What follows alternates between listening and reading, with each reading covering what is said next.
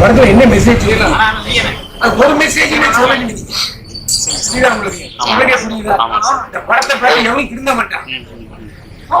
அந்த அம்மா வந்து பிராண்டி கடையை முடிச்சு நல்லா பிரச்சனை தீங்கு போடுறாங்க.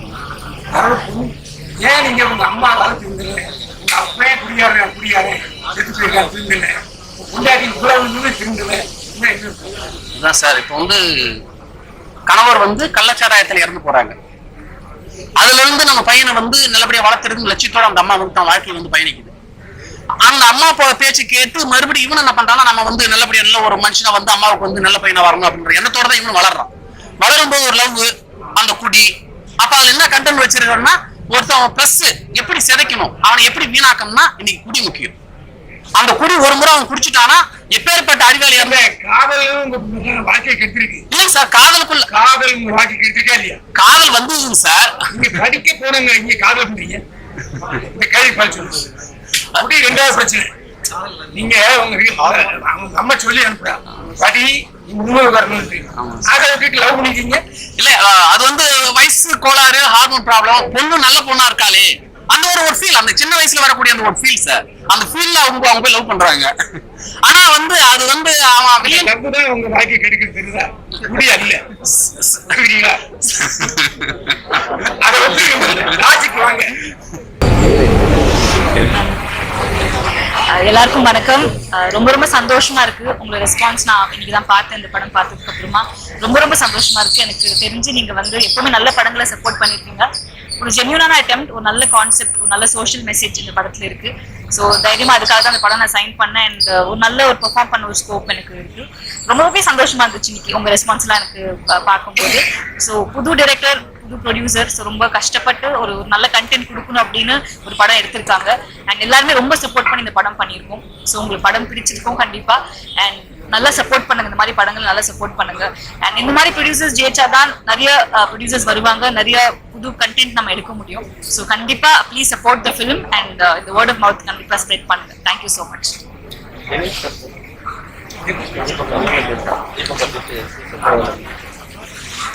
எல்லாத்துக்கும் வணக்கம். இந்த படம் வந்து படம் அல்ல பாடம். குடிகார கணவனோடு குடும்பம் நடத்தக்கூடிய அனைத்து மனைவிகளுக்கும் தெரியும். உண்மையிலே தம்பி சொன்ன மாதிரி பத்திரிகை நண்பர்கள், நீங்க கடவுளுக்கு சமமானவர்கள். இந்த மாதிரி நல்ல திரைப்படத்துக்கு நீங்க கொடுக்கக்கூடிய ஒரு வரவேற்பு தான் மக்கள் மத்தியில இன்னும் இந்த மாதிரி திரைப்படத்தை போய் பார்க்கணுன்ற ஒரு ஆவலை தூண்டணும். அது உங்க எழுதுற பேனாலதான் இருக்கு. நீங்க எழுதுற இந்த பேனா நிறைய பெண்களுடைய வாழ்க்கைக்கு ஒரு மாற்றத்தை கொடுக்கும். ஏன்னா இந்த படத்துல நீங்க பார்த்திருப்பீங்க, குடிகார கணவனால் கஷ்டப்படுற ஒரு பொண்ணு எவ்வளவு கஷ்டப்படுறான்னு. இத மாதிரி நம்ம தமிழ்நாட்டுல நிறைய பெண்கள் இருக்கிறாங்க. கண்டிப்பா இந்த படத்தை வந்து குடிக்கு அடிமையான அத்தனை பேரும் வந்து பாத்தீங்கன்னா, படத்தை பார்த்துட்டு நீங்க வெளியில போகும்போது மனசு மாறி பொண்டாட்டி பிள்ளைங்களோட சந்தோஷமா வாழணும் அப்படின்ற ஒரு எண்ணம் உங்களுடைய உள்ளத்துல ஏறும். அதே மாதிரி ஒரு படம் எடுக்கும் பொழுது இந்த படம் எங்களுக்கு லாபத்தை கொடுக்கணும் அப்படின்ற ஒரு லாப நோக்கத்தோட, லாப எண்ணத்தோட தான் ஒரு படம் எடுப்பாங்க. ஆனா இந்த படம் சமுதாயத்தை மாற்ற வேண்டும், நான் இந்த பூமியில பிறந்ததுக்கு இந்த மக்களுக்கு ஏதாவது செய்ய வேண்டும் என்ற ஒரு நன்மையை மட்டுமே மனசுல வச்சு, இத்தனைக்கும் ஒரு துணி கடையோட தொழிலதிபர் அவரு இந்த படத்தை எடுத்திருக்கிறாரு அப்படிங்கும் போது அவருடைய சமுதாயத்தோட இந்த அக்கறைக்கு வந்து நாங்க எல்லாருமே தலைவணங்குறோம். இந்த படம் மக்களுக்கு ஒரு பாடத்தை கொடுக்க போது, அந்த பாடத்துல நானும் ஒரு கதாபாத்திரம் ஏற்று நடிச்சிருக்கேன் அப்படிங்கும் போது எனக்கு ரொம்ப மகிழ்ச்சியா இருக்கு. எனக்கு வாய்ப்பு கொடுத்த தயாரிப்பாளர் தம்பிக்கு ரொம்ப நன்றி. இன்னொன்னு, இந்த திரைப்படத்துல ஒர்க் பண்ண எல்லாருமே ஆசிரியர்கள். அதனாலதான் இதுல எந்த ஒரு ஆபாச காட்சியும் இல்லை. மக்களுக்கு என்ன தேவையோ அதை மட்டும் கொடுத்துருக்குறாங்க. இந்த மாதிரி ஆசிரியர்களா சேர்ந்து ஒர்க் பண்ண இந்த ஒரு படம் நல்ல படமா வரட்டும். இங்க தங்கச்சிமார்கள் இருக்கீங்க, உங்களுடைய கை வண்ணம் இதுல கண்டிப்பா தெரியணும். ஏன்னா பொம்பளை ஆட்கள் இன்னைக்கு எவ்வளவு கஷ்டப்படுறாங்க இந்த மாதிரி குடிக்க அடிமையான கணவரை வச்சு. அதை நீங்களும் வெற்றி படமா மாத்தணும். அம்மா தம்பிகளா தகப்பன்மார்களும் இருக்கிறீங்க, எல்லாரும் சேர்ந்து நல்லபடியா எழுதி இந்த படம் வெற்றி படமா மாறணும். நன்றி.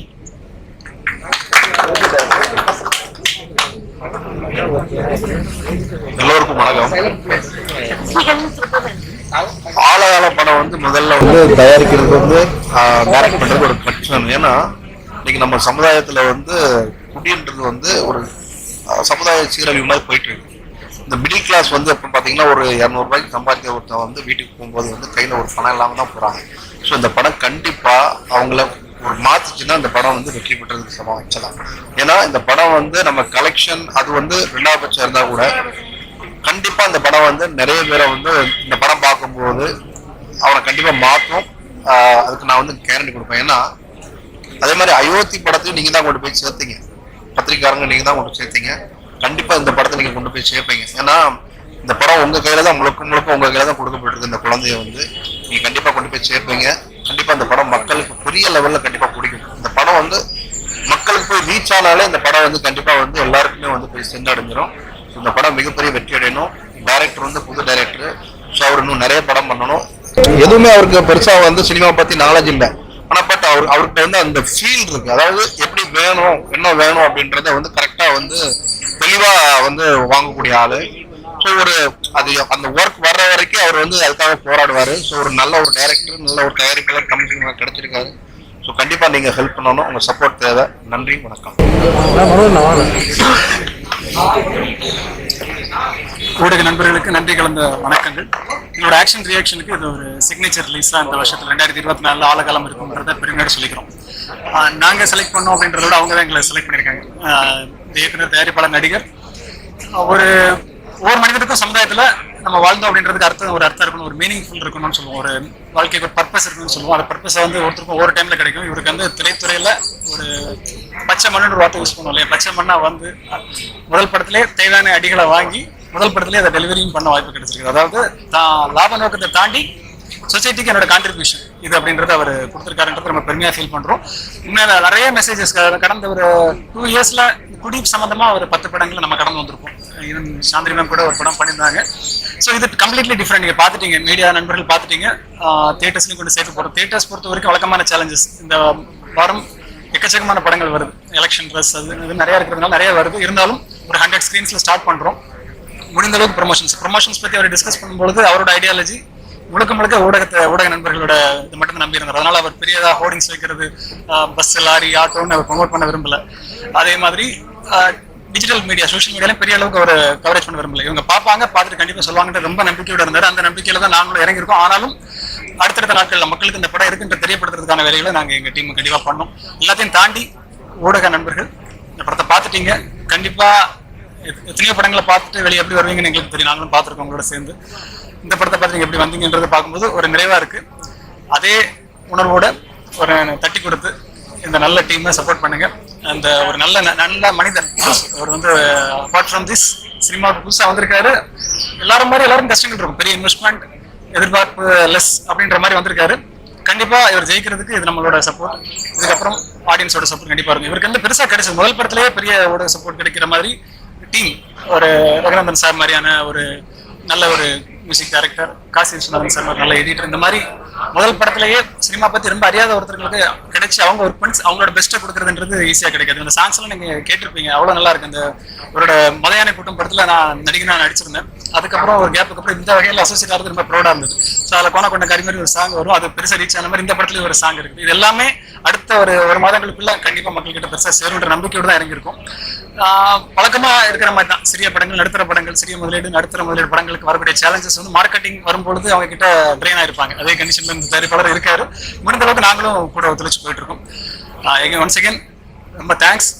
ப்ரொமோஷனுக்கு அதே மாதிரி ஆக்டர்ஸ் அண்ட் டெக்னீஷியன்ஸ் வந்து நிற்கிறது பெரிய விஷயம். ஏன்னா வழக்கமா எப்பவுமே ஒரு உதாசீனம் இருக்கும், அல்லது சூழ்நிலையை காரணமாக தட்டி கழிப்பாங்க. ஹீரோயினா இருக்கட்டும், அக்காவா இருக்கட்டும், டெக்னீஷியன்ஸ் அண்ட் மற்ற சப்போர்ட்டிங் ஆக்டர்ஸ், அந்த சீனியர் ஆக்டர்ஸ் எல்லாம் இருக்காங்க. இவங்க எல்லாருமே வந்து நின்று இந்த ஷோ வந்து ஈவன் ஒரு பிரஸ் மீட்டுக்கான கிராண்டியர் காட்டி சிறப்பிச்சிருக்காங்க.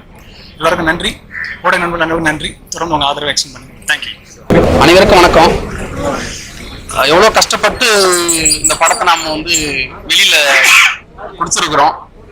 ஏன்னா அந்த கதை மேல உள்ள நம்பிக்கை, அடுத்து நிருபர் மேல, பத்திரிகை நிருபர் நம்பிக்கையில தான் அந்த படத்தை நாங்க எடுத்திருக்கிறோம்.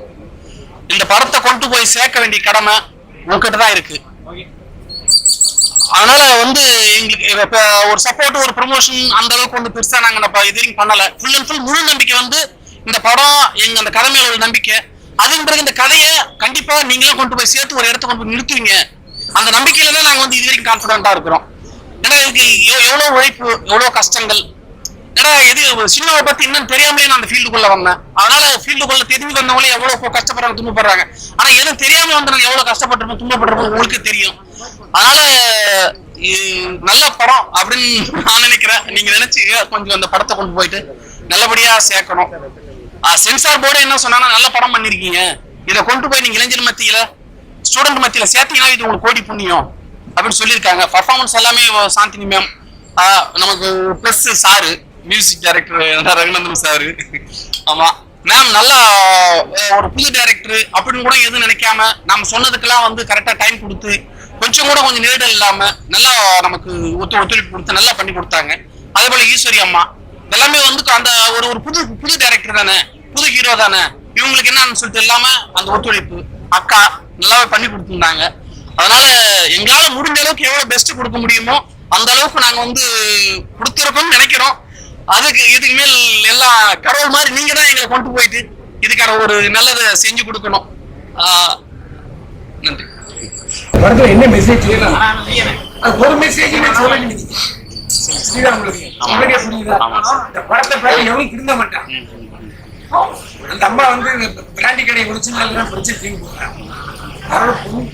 ஏன் நீங்க உங்க அம்மாவால திருந்தல, உங்க அப்பவே குடியாரு செத்து போயிருக்கா திருந்தல, முன்னாடி இவ்வளவு திருந்தல. இதுதான் சார் இப்போ வந்து கணவர் வந்து கள்ளச்சாராயத்துல இறந்து போறாங்க. அதுல இருந்து நம்ம பையனை வந்து நல்லபடியா வளர்த்துறது லட்சியத்தோட அந்த அம்மா வந்து தான் வாழ்க்கையை வந்து பயணிக்குது. அந்த அம்மா பேச்சு கேட்டு மறுபடியும் இவன் என்ன பண்றான்னா, நம்ம வந்து நல்லபடியா நல்ல ஒரு மனுஷனை வந்து அம்மாவுக்கு வந்து நல்ல பையனை வரணும் அப்படின்ற எண்ணத்தோட தான் இவன் வளர்றான். வளரும்போது ஒரு லவ், அந்த குடி, அப்ப அதுல என்ன கண்டென்ட் வச்சிருக்கோம்னா ஒருத்தன் பிளஸ் எப்படி சிதைக்கணும், அவனை எப்படி வீணாக்கணும்னா இன்னைக்கு குடி முக்கியம். அந்த குடி ஒரு முறை அவன் குடிச்சுட்டானா எப்பேற்பட்ட அறிவாளியா காதல் வாழ்க்கையை கெடுத்திருக்கு. இல்ல சார், காதலுக்குள்ள காதல் வாழ்க்கை கெடுத்திருக்கா இல்லையா? காதல் வந்து சார் நீங்க படிக்க போனங்க, இங்க காதல் பண்றீங்க. இந்த கேள்வி படிச்சு அப்படி ரெண்டாவது பிரச்சனை. நீங்க உங்க அம்மா சொல்லி அனுப்புறா படி உண்மையை வரணும், அதை விட்டுட்டு லவ் பண்ணிக்கீங்க. இல்ல அது வந்து வயசு கோளாறு, ஹார்மோன் ப்ராப்ளம், பொண்ணு நல்ல பொண்ணா இருக்காளே அந்த ஒரு ஃபீல், அந்த சின்ன வயசுல வரக்கூடிய அந்த ஒரு ஃபீல் சார், அந்த ஃபீல்ல அவங்க போய் லவ் பண்றாங்க. ஆனா வந்து அது வந்து அவன் லவ் தான் உங்க வாழ்க்கை கெடுக்கிறது தெரியுதா, குடி அல்ல. புரியுங்களா? அதை வந்து லாஜிக் வாங்க.